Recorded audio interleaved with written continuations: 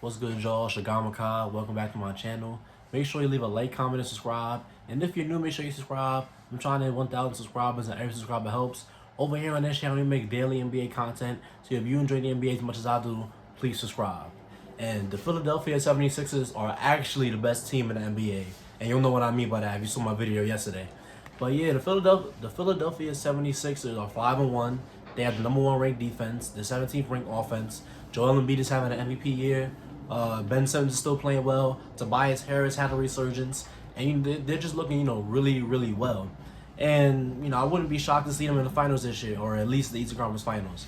So when you look at this team this year, what Daryl Morey came in and did, not fired, but they demoted Elton Brand. I think it was something like that. But they brought in Daryl Morey from the Houston Rockets, and then he shaped up this roster and made the perfect roster for Ben Simmons and Joel Embiid right out of the gate in his first year. They got rid of Josh Richardson, and then they brought in Seth Curry, and they got rid of Al Horford for fit issues. So when you bring in Seth Curry now, and you bring in Danny Green, now you bring in two guys who can really knock down the three ball. Even though Danny Green is not having such a hot start this year, he averaging 5 points, 28% from three, horrible shooting, but the defense is still valuable there. I'm pretty sure he contributes every night defensively for them. And when you bring in a guy, well, they didn't bring anybody else. But yeah, Joel Embiid is having an MVP year, man. 25 points per game, 12 rebounds, and he's just shooting like 50% from the field, I think, or like 52% from the field. It's, some insane stat like that. Shooting 54% from the field is insane. And Ben Simmons, he's giving you 13 points, but he's giving you 13 points. He's giving you 10 rebounds and 7 assists. So he's really, close to that triple-double. And you already knew coming into the season that, Ben Simmons was going to do Ben Simmons stuff. He's going to get to the rim. He's going to kick out to Wild from people. He's going to facilitate, especially in transition. In transition, Ben Simmons is one of the most dangerous guys in the NBA.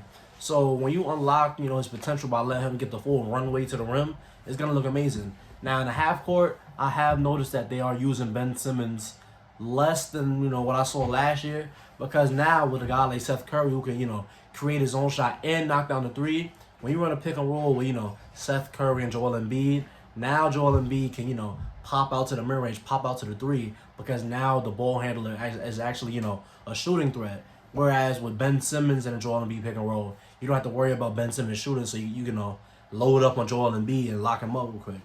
But yeah, I've noticed, some interesting stuff, how they use Ben Simmons.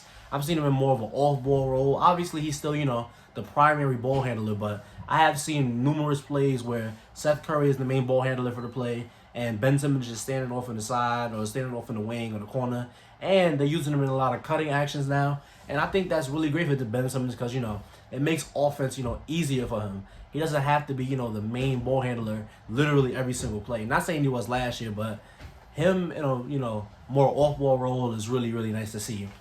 But yeah, I'm really like the resurgence of Tobias Harris, man. Tobias Harris is, knocking down shots at a high clip. He's doing stuff off the dribble, which is what I'm seeing, because you'd think that he's doing a lot of catch and shoot stuff, but I'm pretty sure he is. But from the film that I watched and the games that I saw, off the dribble, Tobias Harris is looking nice. Tobias Harris is giving them, give me 1 second. He's giving them 19 points per game, 50% shooting, and 48% from the field. 48% from three, 50% from the field, 48% from three.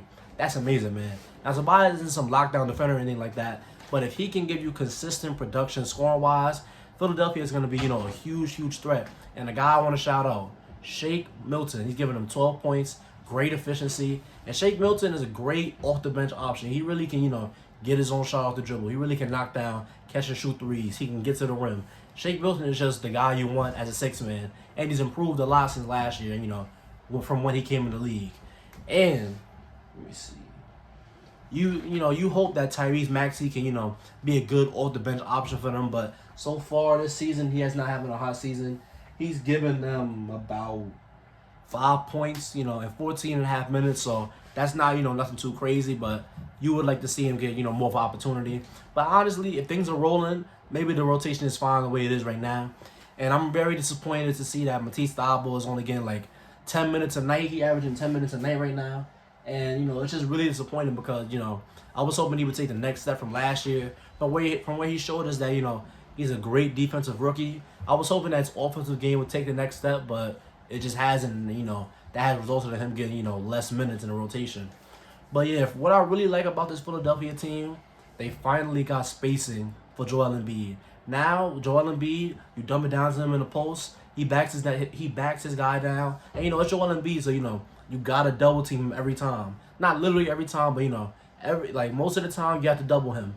Now we have a guy like Danny Green out there who's a 3-point threat. We have a guy like Seth Curry who's a 3-point threat out there. A guy like Tobias Harris. Joel Embiid's gravity in the paint, in the post, is creating wide open shots for these guys. And it doesn't even have to be only 3-point shots, because when you double somebody and you really just give up on guarding them, when a pass goes out to them, you come back with a hard closeout, that's going to result in a wide open mid-range most of the time. Or it's going to result in a wide open three, you know what I'm saying? So it's like, I really like how, the offense is working.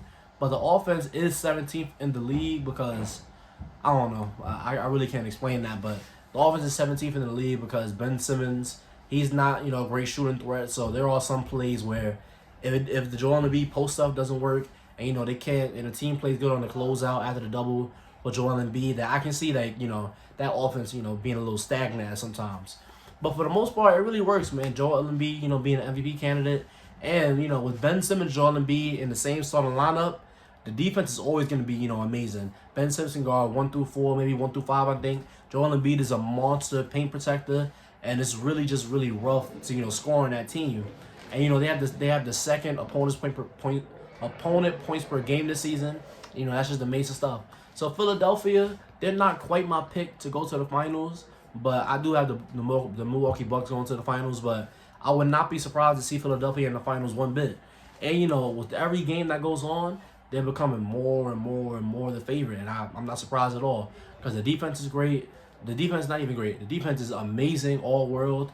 And, it's just amazing to see. If Tobias Harris can keep up this level of production, I'm really going to believe in them. If Seth Curry can keep giving you 16 points a night, shooting 50% from 3, obviously he won't shoot 50% from 3, going forward into the season. But if he can stay in, forward, the 42, 43 range, that's going to be amazing stuff. I'm just really excited to see. You'd love to see, Danny Green up that 3-point percentage a little bit.